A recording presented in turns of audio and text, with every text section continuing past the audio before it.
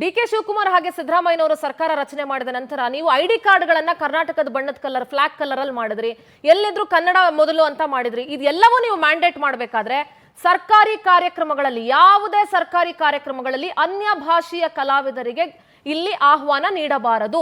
ಕನ್ನಡಿಗರಿಗೆ ಇಲ್ಲಿ ಅವಕಾಶವನ್ನ ಕೊಡಬೇಕು. ನೀವು ಇವತ್ತು ಕನ್ನಡಿಗರು ಯಾವ ಪರಿಸ್ಥಿತಿಯಲ್ಲಿ ಗೊತ್ತಾ, ಕನ್ನಡದ ಕಲಾವಿದರು ಅವರಷ್ಟು ಶ್ರೀಮಂತರಲ್ಲ ಸ್ವಾಮಿ. ಖಂಡಿತವಾಗ್ಲೂ ಅರ್ಥ ಮಾಡ್ಕೊಳ್ಳಿ.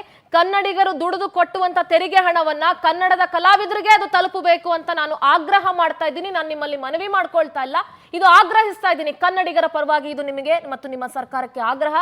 ಜೊತೆಗೆ ಕನ್ನಡದ ನಟರಾಗ್ಲಿ, ನಟಿಯರಾಗ್ಲಿ ಅಥವಾ ಗಾಯಕರು ಯಾರೇ ಆಗಿರ್ಲಿ, ಒಟ್ಟಾರೆಯಾಗಿ ಕಲಾವಿದರು ಕನ್ನಡದ ವಿರುದ್ಧವಾಗಿ ಯಾರಾದರೂ ಮಾತನಾಡಿದಾಗ, ಕನ್ನಡಿಗರ ವಿರುದ್ಧವಾಗಿ ಯಾರಾದರೂ ಮಾತನಾಡಿದಾಗ ದಯವಿಟ್ಟು ನಿಮ್ಮ ಹಮ್ಮು ಬಿಮ್ಮು ಮತ್ತು ನಿಮ್ಮ ಯಾವುದೇ ಮನಸ್ಥಿತಿಗಳನ್ನ ಬಿಟ್ಟು ಕನ್ನಡಿಗರ ಪರವಾಗಿ ನಿಂತ್ಕೊಳ್ಳಿ.